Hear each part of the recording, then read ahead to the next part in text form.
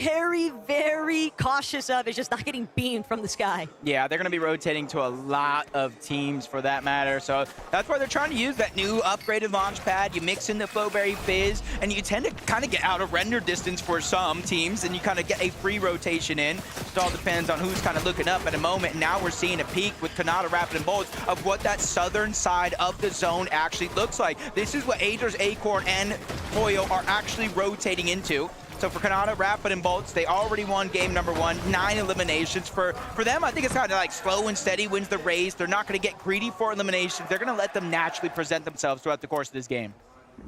Love to see some of these elevation shifts, though. It really challenges some of these IGLs finding the most optimal path for their teammates. Swizzy, Queasy, Merstash, not going to get too tagged up here by Iyamzo, Higgs, and Clicks. A little bit of a missed opportunity. Victor V, though, that's going to finally be a connection there from Iyamzo. The future trying to see if he can pop off here, but it's going to be tough. They don't want to forfeit their position right now, Jacob, to try and key against Victor V, Epic, and Paper. They're just going to let them continue to tunnel through towards that side of the mountain phase. Kazi and Aspic, though, stuck. Fordoxy, Pablo, Chino. They're not gonna let these guys go. Bro, they got the exotic Slapberry Fizz, they got Slurp Juices, they got Splashes. I know you start to think a little scared, like how much do they have to stay this deep in the zone? It is gonna be a 2-tick, but they have more than enough, and 2 potential eliminations, which will grant them Siphon, so that way they can save those heals even more. As Fordoxy's doing his lurk. Patented lurk here coming out, up above. Chino's not gonna need the help that he thought he did. They're gonna clean up those eliminations. They have 11 eliminations. What are we witnessing out of Fordoxy, Pablo, and Chino? They're making up for lost time. That last lobby, they had 0 placement points from being wiped off spawn, but 44 elimination points is absurd, Jacob. And they're not looking to slow down anytime soon. What I'm worried about for them right now is they are taking a lot of storm damage. Storm sickness could definitely pose a problem for them later on, but we'll just have to see how they continue to move through this lobby. Meanwhile, Peterbot, Cole, Ritual, a little bit stuck. We're so used, everybody is used to seeing Peterbot, Ritual, and Cole be super stacked from those divisional cups, but here in the global stage, they just haven't found a home. Honestly, quite shocking. We tune into Mr. Savage, Reason, no chap in sight. Getting eliminated early, but I'm a glass half full type of guy. You see them center zone, so as long as they have enough Storm Surge, they're not gonna have to worry about rotating from point A to point B like most of these teams. And then you can see the whole stack side, the eastern side of the zone, that has the elevation. So now it's kind of like a mind game for some of these players. Do I give up my little bit of high ground to rotate a little bit more center where there's less and less pressure from some of these teams, or do I stay and hope for the best that the zone cuts back to the northeast? Queasy already scouting out exactly where he wants to go next, with Cooper Reed and Curly holding down the high ground, though. Peterbot, Ritual, Cole, they're a little bit stuck here. They can't break through. Instead, they're gonna have to deal with Fordoxy pulling up directly behind them, and they just don't have that much material. They've got a completely stacked trio in comparison, loadout-wise, and Fordoxy recognizes just how in tatters Peterbot's team actually is. That could be a very dicey situation. Instead, focus now from Chino, Pablo, Fordoxy going to be applied directly towards Epic, Whale, and Paper, trying to make a slightly lower rotational approach, but Chino and Pablo, they are completely smothering Paper and Epic. Yeah, just kind of forced them out of the zone. And it's not a ton of damage each and every second, but that definitely adds up. Look at Paper, HP absolutely diminished in the blink of an eye because of that rotation.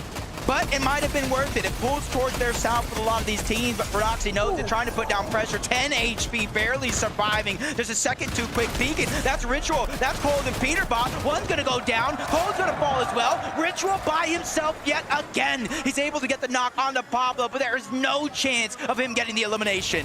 Ritual's gonna opt for the trade of revives. He loses Cold entirely, and he's not able to actually stick it to Peterbot. Peterbot's gonna be left behind. Ritual gonna be forced to play it out as a solo now. Chino, Pablo, and Fordoxy, they might even look to hunt him later on. They know he's somewhere tangled up in this lower layer, but still, they are just so heavily looted up, Jacob. The world is their oyster right now. From 11 to 13, big numbers in game 2.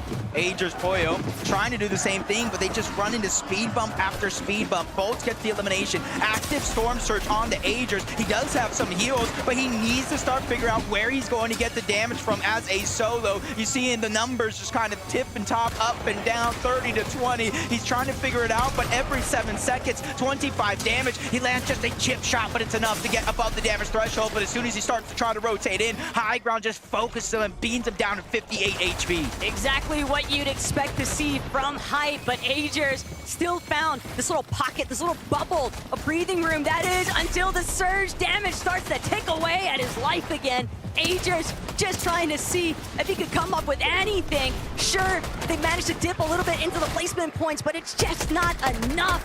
They've got to go on a massive recovery tour for Game 3. Swizzy, Queasy, and Mustache, though, they've already found their spot in this lobby, and it's straight towards Hype. Queasy has one motto: take height, don't get eliminated.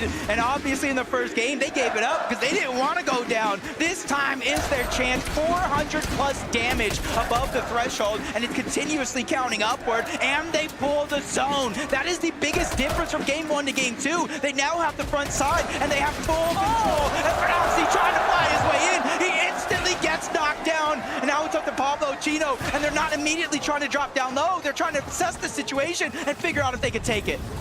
Chino's been on fire. Pablo, still 3 eliminations too, but 11 elims despite losing Proxy. This is still a classic scenario for Pablo and Chino. They might still be able to make it work.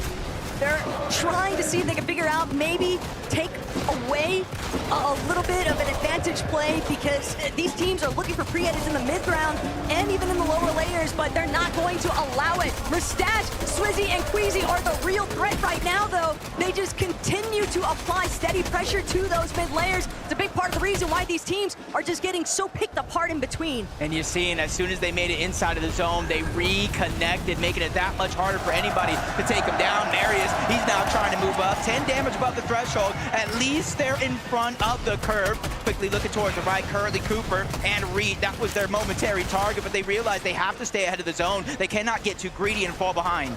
But nobody can come close to Queasy and Mustache. They're just still overtaking the high ground. King, big time though. Picks eliminated. PH Sin soon to follow though. If he's not careful, he's gonna be forced to pull back here. But King and PH Sin hip by hip. Flowberry Fizz punishing as much shield as they possibly can, because they have to keep moving forward, playing back of zone, because they have no materials. They're going to be forced to drop another layer. Height's not going to allow them to press forward any longer, and they might just drop directly into Epic Whale's hands. You're seeing a lot of the damage again. Higgs goes down. Pixie cleans that one up. Queasy gets the knock onto Iyamzo. They're making sure that they make it count, that they got high ground in this game. 5 eliminations, and once again, they're connecting it. They're reinforcing. They're making sure nobody has a chance to contest them on the high ground. Everybody underneath them is just a victim at this point, Jacob. Marius, Vanya, and Pixie seemingly undiscovered for the time being, though. Kanata in a little spot of trouble here. Just saw him take a massive chunk of his shield. Pixie now looking out, but Swizzy trying to stop Surf Juice. He's going to be the first one that does go down for Mustache. Queasy, that's a huge signal. That's a huge sign. They're trying to get away from this catalyst on the low ground. But Queasy and Mustache are the only ones that made it to the mountaintop, and Queasy, it is just raining down from above. Queasy continuing to find those eliminations. Pump gonna be dropped. It's only Baka and Yetko, and Panzer's been eliminated too. Queasy and Mustache away with it. No one left to challenge them. Kings of the mountain. If you were to ask anybody, who do you think is gonna win? M8 is all what the crowd wants to see. And now 2 of their favorite players in the world just picked up a Game 2 victory royale. Just lighting up the arena as we speak, and you're seeing the looks on their face. Now I want to know what they're thinking. Frankie, let us know. Mustache, you have made the Gentlemates more happy than they have ever been here in Leon. What's it like to take the second victory royale here? I mean, it's nice, feeling nice. I want to win more games. We're going to win more games. and they're gonna scream more louder with every game. I think they will. Queasy, it felt like in game one, you tried to take the high ground maybe a bit too early. You couldn't hold it. This time round, there were no mistakes. How did you make sure the plan went flawlessly? I mean, it's never too early. Like, even first game, if we got some lucky pulls, we could have had it. 4 pulls we had, and then they pulled over the water and was kind of unlucky we couldn't get it. But game 2, we got some favors in our way, and that's it. You don't need luck to win this, Queasy. Cette fois, ils n'ont pas laissé passer l'occasion. Il a dit cette fois, ils l'ont pris cette hauteur et ils sont allés au bout. What's the plan now for the next games?